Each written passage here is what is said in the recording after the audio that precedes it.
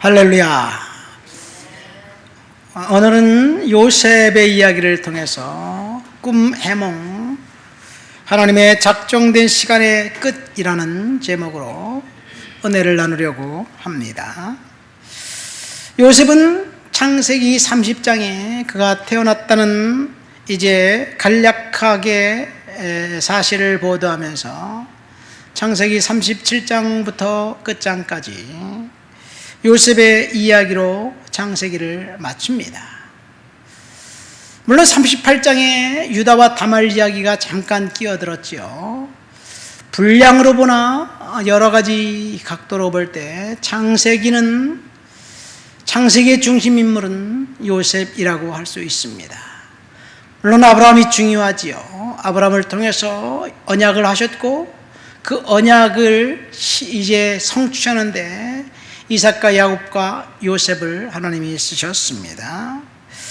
자, 요셉이 꿈을 꾼 때는 17살 때였습니다. 창세기 37장에 나옵니다. 요셉의 이야기는 꿈꾸는 것부터 시작됩니다.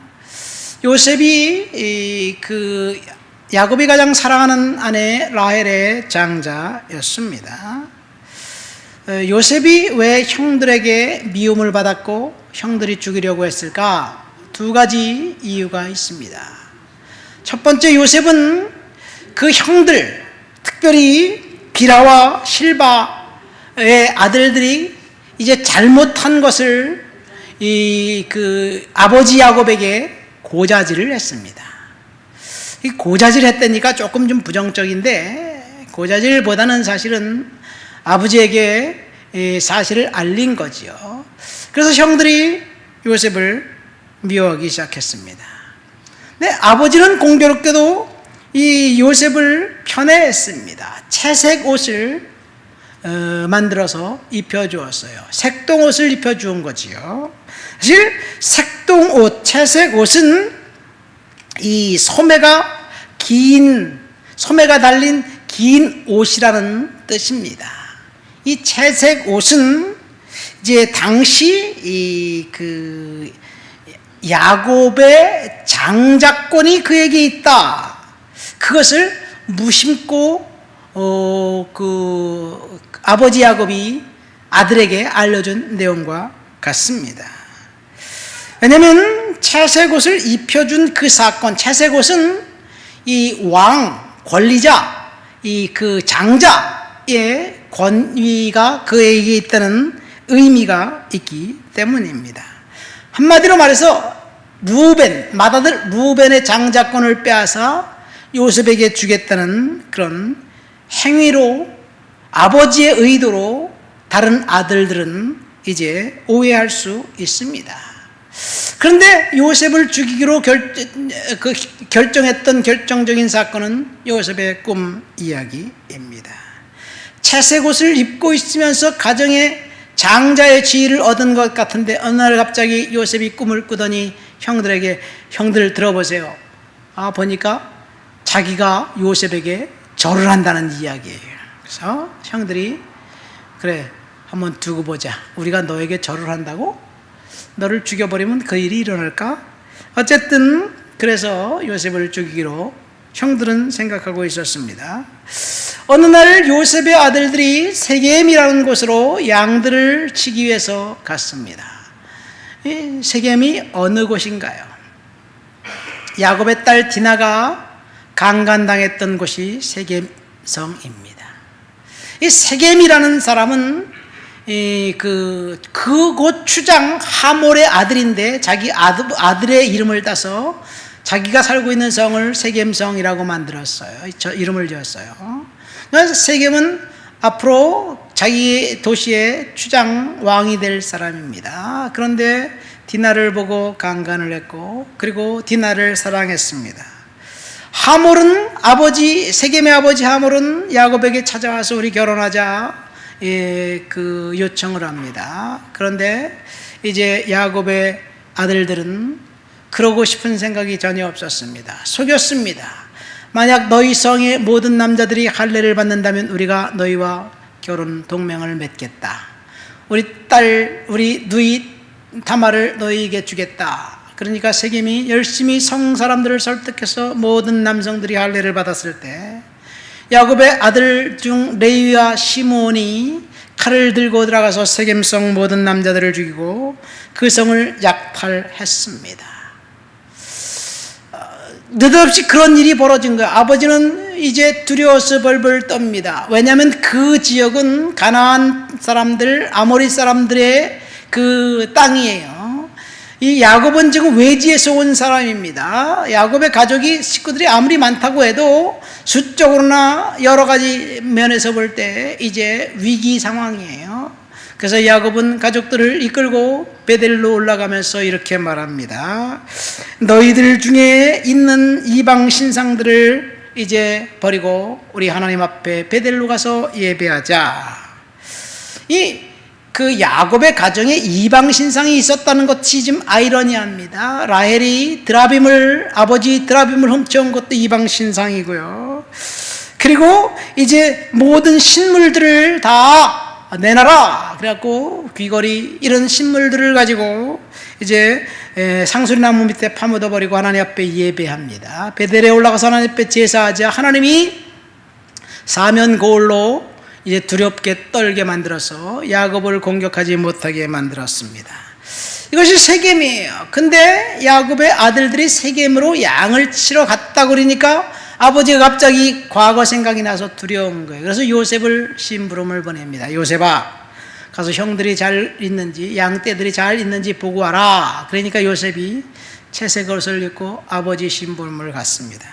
형들은 거기서 헤브론으로 해서 도단으로 이곳저곳을 옮겨다니면서 양을 치고 있는데 끝까지 형들을 추적해서 이제 요셉이 찾아갔는데 요셉을 만났을 때 저쪽 끝에서 이제 요셉이 오고 있을 때 그 형들이 요셉을 보면서 말한 첫 마디가 저기 꼼쟁이가 오는데 우리 꼼쟁이를 죽여버리자. 그리고 그의 옷을 벗겨서 짐승의 피를 묻히고 양의 피를 묻히고 그리고 아버지에게는 짐승이 죽였다고 말하자. 그렇게 이야기합니다.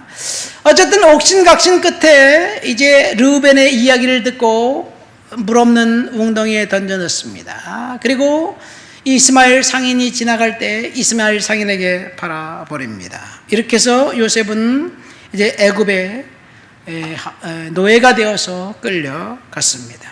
이때가 17살입니다. 친위 대장 보디발의 집에서 이제 그 노예로 있는데 하나님이 그와 함께 하시니까 요셉이 형통하고 그 집이 잘되고 복받았어요. 그래서 친위 대장이 그를 가정 총무로 삼습니다. 그리고 우리가 잘 알듯이 요셉은 강간 미수범이 되어서 이제 감옥에 갇힙니다. 요셉이 몇 년 동안 바로의 신하 친위대장 보디발의 집에 있었을까 모릅니다. 17살 때 요셉이 이제 노예가 되었고 그리고 감옥에서 나온 지는 30살 때 애굽의 총리 대신이 되었습니다. 요셉은 13년간 절치부심하는 시간을 갖고 있었습니다. 어쨌든 오늘 말씀의 이 배경이 꿈을 해석해 준 후 이제 2년이 더 지났다라고 오늘 본문은 이야기하고 창세기 42장 41장 1절에는 이야기하고 있습니다. 그때 요셉의 나이 30살이었습니다. 13년간 노예와 강간 미수범으로 이제 생활했다는 이야기입니다. 아마도 이렇게 추론해 볼 때 요셉이 감옥에 미결수 신분으로 강간 미수범으로 감옥에 있은 지는 10년은 넘었을 것 같아요. 그렇죠. 10년은 넘었을 것 같습니다. 요셉이 10년이 넘도록 감옥에 갇혀 있었을 때 하나님은 이제 이 2명의 바로왕의 신하를 그곳에 보내 그들에게 꿈을 꾸게 하셨고 꿈을 해몽한 그 사건을 통해서 더 이상 요셉은 고난의 훈련의 시간은 끝났다라는 이야기를 하고 있습니다. 요셉은 더 이상 비참한 인생을 살 수 없습니다. 하나님의 정하신 축복의 시간이 끝나갔습니다. 요셉은 그 절침하시는 시간 동안 세 가지 시험에 직면했습니다. 첫 번째, 유다 시험입니다. 배반입니다. 형들로부터 배반을 당했습니다. 두 번째, 성실성 시험입니다. 이 보디발의 집에서 일할 때 찾아왔습니다. 보디발의 아내가 성적으로 유혹했습니다. 끝까지 유다는 성실하게 죄에 빠지지 않았습니다. 세 번째는 인내 시험입니다. 감옥에서 옥살이하는 동안 찾아왔습니다. 아마도 이때 가장 힘든 시간이 아니었나 생각됩니다. 하나님의 작정한 시간이 되자 하나님께서 2명의 이제 죄수들을 보냈습니다. 그리고 그들의 꿈을 꾸고 꿈을 해석하게 만들었습니다. 오늘 말씀의 제목은 꿈 해몽 작정된 하나님의 시간의 끝이라는 제목입니다. 요셉이 보디발의 집에서 이제 노예로 있다가 강간미수범이 되었을 때 요셉이 갇힌 감옥은 정치범 수용소입니다. 이 강간범은 가장 악질적이고 저질적인 혐오 범죄 중 하나지요. 그렇죠. 뭐 다른 죄보다 강간범은 좀 그래요.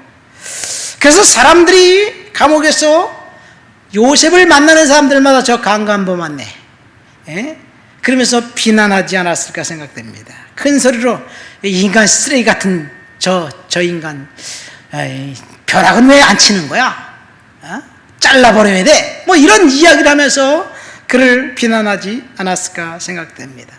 요셉의 뒤통수에는 항상 욕지거리가 뒤따랐을 것입니다. 매일 사람들로부터 비난을 들었고 혐오의 이야기를 들었습니다. 처음에는 요셉이 아니라고 이제 그 부정도 해보았을 것입니다. 변명도 해보았을 것입니다. 그러나 그의 변명을 들어줄 사람은 아무도 없었습니다. 그냥 그가 모함에 빠져서 감옥에 갇혀있는 사람이라고 아무도 생각하지 않았습니다.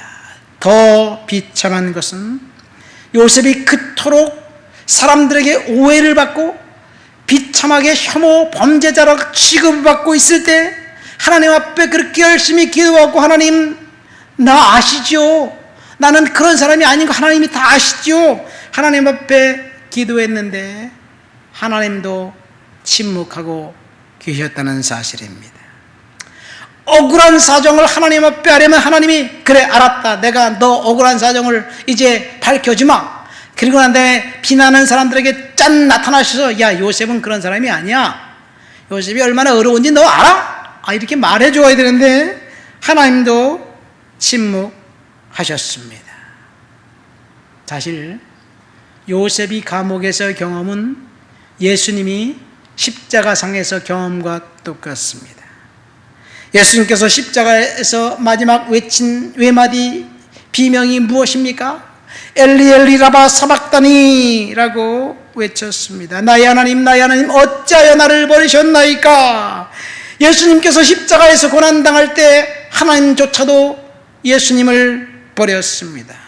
하나님도 외면했고 하나님도 침묵했습니다. 하나님의 버림과 침묵 때문에 저와 여러분들이 구원을 받게 된 거예요. 거룩한 하나님의 침묵입니다.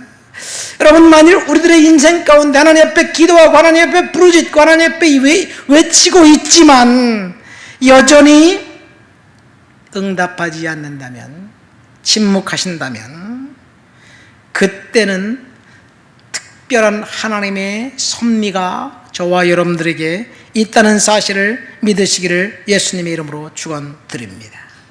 하나님이 침묵하시는 것은 저와 여러분들이 이제에게 작정한 시간이 되었기 때문에 하나님의 침묵하시는 것이고요, 반드시 하나님의 침묵의 시간은 끝나게 될 줄을 믿습니다. 하나님의 계획이 성취될 시간이 바로 침묵의 시간이에요. 오늘 그 설교 제목이 뭡니까? 꿈 해몽 작정된 하나님의 시간의 끝. 여러분, 작정된 하나님의 시간이 끝이 다가왔기 때문에 하나님이 침묵하시는 거예요. 자, 요셉이 친위대장 보디발의 집에 있는 감옥 정치범 수용소에 갇혀 있을 때를 생각해 보세요. 정치범 수용소, 자유민주 진영 국가의 정치범 수용소는 없어요. 독재 국가에만 있습니다. 북한의 정치범 수용소, 한 번 들어가면 영원히 빠져나올 수 없는 곳입니다. 무시무시한 곳입니다. 그것에서 나올 수 있는 방법 딱 한 가지, 죽으면 나갈 수 있습니다. 요셉이 그곳에 갇혔다는 것은 희망이 없다는 이야기이기도 합니다. 도저히 인간적인 방법으로 그가 아무리 용을 써도 그가 그곳에서 빠져나갈 수 있는 방법은 없습니다. 보디발이 왜 그 요셉을 정치범들이라 가두는 그 정치범 수용소에 그를 가두었을까요? 그만큼 분노가 크다는 이야기입니다. 요셉을 인정해 주었고 가정 총무로 삼아 주었는데 자기 아내의 말을 들으니까 빼도 박도 할 수 없는 증거를 갖고 있어요. 요셉이 옷을 벗어놓고 도망갔기 때문에 요셉은 자기 아내를 강간하려고 했던 미수범이 틀림없다라고 정확한 물증을 가지고 생각하고 보디발은 요셉을 정치범이나 가두는 옥에 쳐넣었을 것입니다. 요셉이 아무리 정당하다고 아무리 잘못 없다고 이제 부르짖어도 아무도 그를 인정해 줄 사람은 없었습니다.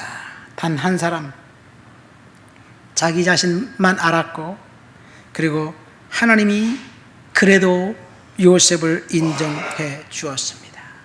요셉에게는 그 자신의 측면에서 볼 때는 출구가 없었습니다. 여러분, 출구가 없는 그 상황에 우리가 목도했을 때, 우리의 힘으로 해결할 수 있는 능력이 없을 때, 그때가 하나님이 일하는 시간이라는 사실을 믿으시기를 예수님의 이름으로 축원드립니다. 요셉은 정치범 수용소에서 자신의 힘으로 도저히 나갈 수 있는 방법은 단 1도 없었습니다. 내 힘으로 할 수 없는 그때는 따라서 하나님이 역사하는 시간이다. 믿습니까? 하나님이 역사하는 시간이에요. 만약 하나님이 역사하지 않으면 죽는 거예요. 끝이. 그렇잖아요. 하나님이 역사하시든지 아니면 인생이 끝나든지 둘 중에 하나입니다. 우리는 하나님의 백성, 하나님의 자녀들이기 때문에 출구가 없는 그 시간에 반드시 하나님이 역사하실 줄 믿습니다. 그러나 하나님이 버린 사람들, 그 사람들에게는 사실 고난이라는 훈련 자체가 없습니다. 왜요? 그들은 사탄의 자녀이기 때문에 그렇습니다. 이 세상의 주인은 사탄이에요. 사탄이 지금 공중것에 잡은 자로 이 세상을 지배하고 있습니다. 우리 주변을 보세요. 파렴치한 사람들이 얼마나 잘 되고 있습니까? 법도 파렴치한 사람들의 편입니다. 범죄자의 인권을 피해자의 인권보다 더 중요시하는 것이 오늘날 우리 사회의 법이잖아요. 정말 이상해요. 피해자의 인권이 중요합니까? 범죄자의 인권이 중요합니까? 법은요, 피해자는 이미 당했으니까, 노출됐으니까 범죄자의 인권을 보호해 주는 것이 이 세상의 법이에요. 그러니까 이 세상은 사단이 지배하고 있기 때문에 하나님이 버린 사람들은 고난이라는 것이 없습니다. 잔혹한 살인범도 살해당한 시체를 찾지 못하면 절대로 경찰이나 검찰이 기소할 수 없어요. 무혐의 처분되고 그냥 감옥에서 나가는 거예요. 왜? 이 세상은 사탄이 지배하는 세상이기 때문에 그렇습니다. 이 사탄이 지배하는 세상은요, 아무리 파렴치한 범죄를 저질렀다고 그리고 증거가 차고 넘쳐도 경찰이, 검찰이 증거를 가지고 법원에서 유죄를 확정하기 전까지는 무죄 추정의 원칙이라서 무죄라는 이야기예요. 그것이 말이 됩니까? 사단이 지배하는 세상이 그렇습니다. 오늘 요즘 TV에 나오는 정치인들이나 경제인들을 보세요. 엄청나게 나쁜 짓을 저질렀는데 눈 하나 깜짝하지 않고 발뺌합니다. 그리고 권력이 그들의 편입니다. 많은 사람들이 정치적 성향이 같다고 그들을 지지해주고 있습니다. 그러니까 죄의 개념은 성경에서 우리가 찾아야 되는데 이 세상은 죄의 개념을 왜곡시켜 버렸어요. 왜? 이 세상은 사탄이 지배하고 있는 세상이기 때문에 그렇습니다. 하나님이 버린 사람들은 이 세상에서 잘 됩니다. 고난이라는 것이 없습니다. 그러나 하나님이 이 선택한 하나님의 사람들은 고난을 당하고 침묵의 시간이 있지만 출구가 없은 그 순간 하나님이 분명히 구원해 주실 줄 믿습니다. 요셉은 지금 출구가 없는 감옥에 갇혀 있습니다. 강간비수범으로 언제 출소할지 모릅니다. 그런데 하나님께서 이제 역사하는 시간이 되었다는 이야기예요. 그래서 하나님은 바로의 2명의 신하를 요셉에게 보내셨고 그들에게 꿈을 꾸게 하셨습니다. 사실 요셉이 하나님이 그를 선택한 하나님의 사람, 그래서 하나님이 훈련시키는 이유는 이 요셉이 사실 꿈을 꾼 것 같지만 요셉의 꿈이 아니에요. 내가 꿈을 꾸고 싶어서 그렇게 꿈을 꿉니까? 잠자는데 꿈을 내가 원하는 대로 꿔지나요? 지멋대로 꺼지는 거잖아요. 하나님이 꿈을 꾼 거예요. 요셉이 스스로 출구가 안 보일 때 그때 하나님이 일하는 시간이었습니다. 여러분 가만히 생각해 보세요. 우리의 상황과 요셉의 상황을 비교해 보면 우리의 형편은 아무리 우리가 비참한 삶을 살아가고 있다 할지라도 요셉보다 훨씬 더 낫습니다. 그렇죠? 근데 요셉 이야기는 결말을 알기 때문에 그래도 괜찮아. 뭐 감옥에 조금 있으면 어때? 애굽의 총리가 될 텐데. 이렇게 생각할 수도 있어요. 여러분 그러나 감옥에 있을 때 우리처럼 미래를 모를 때 요셉이 얼마나 낙심하고 얼마나 절망했을까요?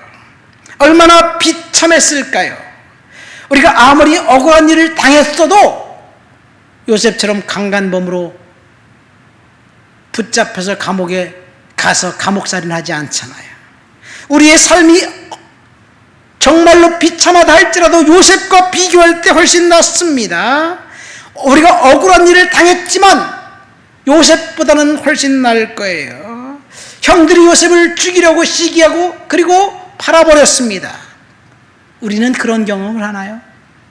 그래도 우리는 옆에서 우리를 지지해주고 도와주고 그리고 인정해주는 가족들이 있잖아요. 수많은 적들이 요셉에게 둘러싸여 있었습니다. 요셉이 보디발의 집에 가정 총무로 있을 때 요셉 그 집에는 많은 죄수들이 있었습니다. 그런데 단 한 명도 요셉이 2명을 썼다고 변호해 준 사람이 한 명도 없었습니다. 그러니까 요셉에게는 하나님 외에는 그를 지지해 줄 사람이 아무도 없었다는 이야기예요. 그런데 우리들은 어떻습니까? 그래도 내 편은 있잖아. 나를 도와주는 사람은 있잖아요. 아무리 힘들어도. 그러니까 우리는 요셉보다 훨씬 더 낫습니다. 우리가 어떤 마음가짐을 갖고 지금 이 땅을 살아가야 될지 요셉에게 우리는 배워야 될 줄 믿습니다. 하나님께서 침묵하시더라도 믿음을 굳게 붙잡고 하나님을 신뢰하라는 이야기입니다. 믿습니까? 하나님을 신뢰하시기를 예수님 이름으로 축원드립니다. 부정적인 마음을 갖고 절망하고 낙심하지 말라는 이야기예요. 여러분 우리가 부정적인 마음을 갖고 절망하고 좌절하면 그 절망과 좌절은 더욱더 크게 우리들에게 찾아올 거예요. 그래서 우리는 상황을 바라보고 환경을 바라보면서 절망하는 사람이 아니라 하나님을 바라보면서 희망을 갖고 믿음으로 살아가는 그런 사람들이 되어야 될 줄 믿습니다. 세상 사람들은 숙명을 얘기하고 운명을 얘기합니다. 불길한 예언을 내뱉는 찌푸린 얼굴에 자기 통제권을 넘겨버리면 그때는 나는 안 돼, 나는 자격 없어, 나는 불행해, 불가능해, 이런 생각이 우리를 지배할 것이에요. 그러나 우리는 하나님께 우리의 인생을 맡기면 하나님께서 결국 일하신다는 사실을 우리는 알게 될 것입니다. 절망은 사탄의 전략이라는 사실을 아시기를 예수님의 이름으로 축원드립니다. 요셉은 절망적인 상황에서도 하나님을 바라보았습니다. 우리 14절과 15절 그리고 23절 말씀을 세 구절 한번 읽어볼까요? 14절 15절을 읽습니다. 당신이 잘 되시거든 나를 생각하고 내게 은혜를 베풀어서 내 사정을 바로에게 아뢰어 이 집에서 나를 건져 주소서. 나는 시브리 땅에서 끌려온 자요 여기서도 오게 같을 일을 행하지 아니하였나이다. 23절입니다. 술 맡은 관원장이 요셉을 기억하지 못하고 그를 잊었더라. 이 구절에 보면 요셉이 딱 한 번 자기의 무고함을 밝히고 억울함을 호소하는 장면이 나옵니다. 딱 한 번 술 맡은 관원장에게 청탁을 합니다. 나를 건져주세요. 당신이 전직이 회복되거든 나를 옥에서 건져주세요. 나는 옥에 갇힐 일을 전혀 한 적이 없습니다. 그렇게 부탁하고 청탁을 했는데 이 사람은 요셉의 꿈 해몽대로 사흘 후에 전직이 회복되었습니다. 떡 굽는 관원장은 이제 사흘 후에 형장의 이슬로 사라졌습니다.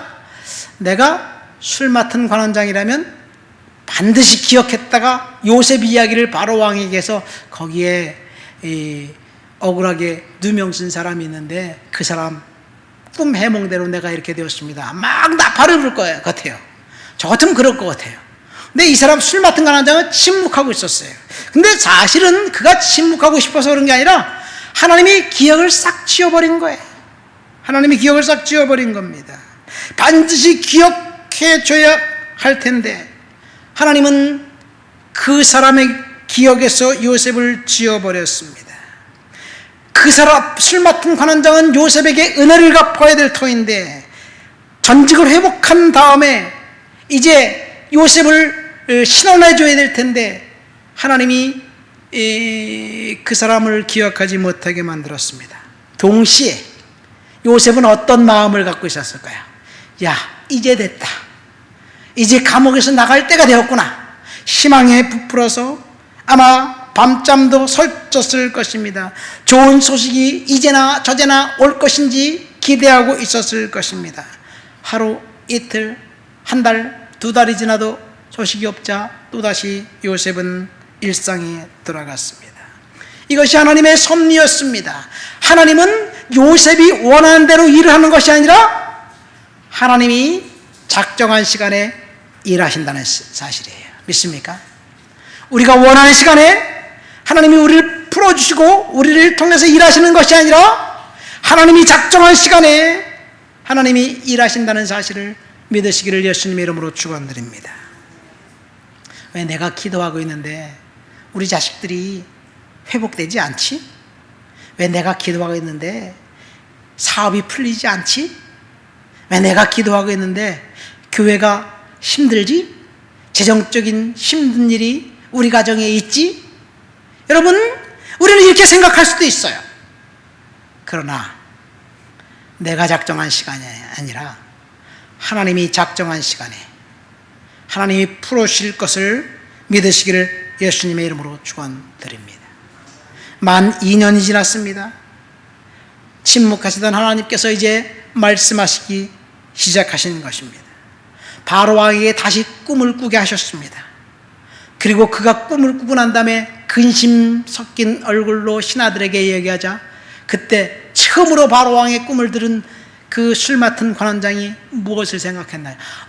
그때 감옥에서 요셉이 내 꿈을 해석해줬지. 바로 왕에게 이야기했고 바로왕이 그를 불러서 요셉은 단 한 번의 승진으로 죄수 무결수에서 일약 애굽의 2인자가 되었습니다. 이것이 하나님이 일하시는 방법이에요. 우리가 지금 우리 생각에 비참한 인생을 살아가는 것 같지만 하나님이 작정한 시간이 끝나면 반드시 회복시켜 주시는데 전보다 더 훨씬 월등하게 하나님께서 일을 이루실 거예요. 말씀을 맺습니다. 오늘은 꿈의 몽 하나님의 작정된 시간의 끝이라는 제목으로 요셉이 출구 없는 억울한 일을 직면했을 때, 간강한 밤에 누명을 쓰고 감옥에 갇혀 있을 때 요셉이 가장 처참한 불행의 시간에 그때 출구가 없는 시간을 보냈을 때 그때 이야기를 듣고 은혜를 받았습니다. 요셉과 우리의 인생을 비교한다면 우리의 인생은 요셉보다 훨씬 더 낫습니다. 그런데 우리는 절망하고 낙심하고 비참하다고 생각하면서 살아갑니다. 요셉은 어떤 인생의 위기와 역경 가운데 있을지라도 하나님을 믿는 믿음을 결코 저버리지 않았어요. 결코 낙심하지 않았습니다. 우리가 요셉을 통해서 배울 것은 그거예요. 환경을 바라보지 않고 하나님을 바라봐야 된다는 것. 눈앞에 닥친 절망적인 상황이 우리의 환경이 아니라 우리의 미래는 하나님의 손에 달려있다는 사실, 그것을 믿으시기를 예수님의 이름으로 축원드립니다. 만약 하나님이 저와 여러분들의 인생 가운데 침묵한다면, 우리가 기도하고 있지만 여전히 힘든 상황 가운데 있다면 우리가 아직까지 감당할 수 있는 힘이 있기 때문에 하나님이 그것을 허락하신 것이고, 끝내는 하나님께서 분명히 반드시 하나님의 작정된 시간에 풀어주시고 회복시켜 주실 줄 믿습니다. 우리는 그것을 믿음으로 살아가는 거예요. 하나님이 침묵하신다면 우리가 할 일은 딱 두 가지입니다. 첫 번째는 하나님의 섭리에 복종하는 거예요. 하나님이 내 인생을 통해서 일하고 계신다는 사실을 믿고 복종하는 거예요. 두 번째는 요셉처럼 끝까지 거룩함을 유지하는 거예요. 어떤 역경과 시련과 시험이 와도 요셉은 하나님을 생각했어요. 보디발의 아내의 유혹을 뿌리치면서 내가 어떻게 하나님 앞에 득지할 수 있으리까 하나님을 생각하면서 이겼습니다. 그래서 우리는 침묵의 시간을 지날 때 거룩함을 유지하면서 믿음으로 살아가야 될 줄 믿습니다. 우리 말씀을 생각하면서 통성으로 기도합니다. 하나님, 믿음으로 이기고 은혜로 이겨 나갈 수 있도록 도와주옵소서. 기도합니다. 하나님 아버지, 감사합니다. 요셉의 꿈 해몽, 이제 하나님의 작정된 시간의 끝이라는 제목으로 은혜를 받았습니다. 하나님, 우리가 힘든 시간, 어려운 시간, 역경의 시간을 보내고 있을지라도 하나님을 믿는 믿음 가운데 승리하고 은혜 가운데 살아갈 수 있도록 주여 도와주시옵소서. 주님만이 영광받아 주옵소서. 주님 역사하여 주시옵소서. 주님을 높여드리고 주를 찬양하고 주를 예배합니다. 예수님의 이름으로 기도합니다. 아멘.